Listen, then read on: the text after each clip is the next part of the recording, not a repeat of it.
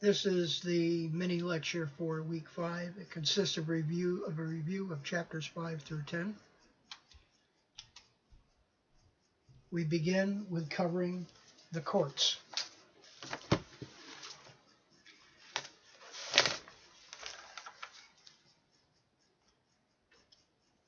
State courts are the primary engines of justice in the United States, resolving 98% of the nation's legal disputes and criminal cases. A state Supreme Court is the final interpreter of the state's constitutions. Only if a state court's ruling directly conflicts with the U.S. Supreme Court's interpretation of the Constitution can the highest court in the state be overturned.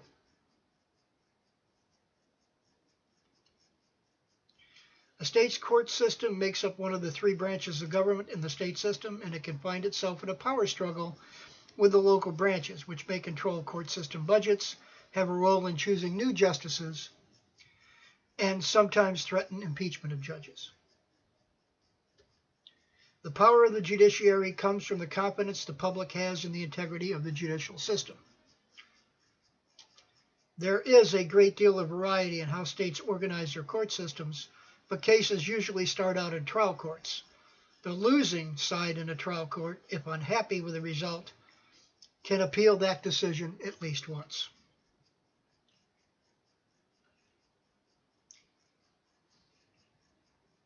How a state selects its judges involves balancing the competing values of independence and accountability. Roughly half the states select their judges primarily through either partisan or nonpartisan elections, and the other half judges are appointed, either by some combination of the governor and the legislature or through merit selection. Merit selection of judges was originally conceived as a compromise between appointment and election. Judges are still appointed, usually by the governor, but the governor's choices are limited to a list of names provided by a bipartisan judicial nominating commission. In the last decade, the amount of money involved in judicial elections has increased dramatically. The elections have become increasingly nasty and partisan as well. State prosecutors are generally elected and have total discretion to decide whom to charge with a criminal offense, what charges to bring, and whether to accept a plea bargain before trial.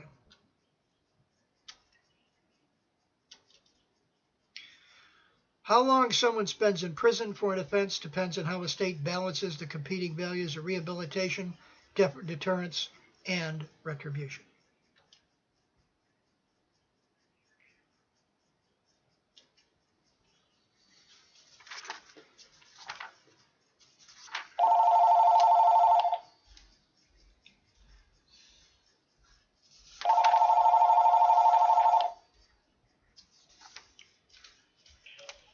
Hi, you've reached 938-3101. Please leave a message and we'll get back to you. Bye.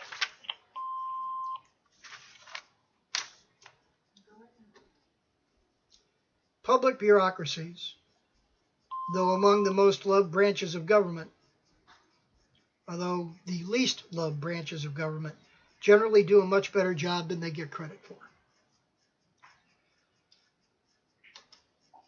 A bureaucracy can be defined as a type of organization that has 5 particular characteristics: division of labor, hierarchy, formal rules, record keeping, and professionalism.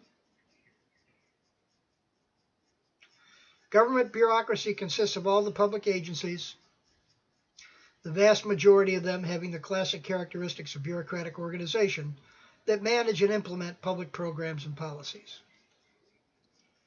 Bureaucracies do not just implement and manage public programs, they also influence and even make public policy. Examples run from the traffic cop who sets a speed limit to agency heads who lobby legislatures.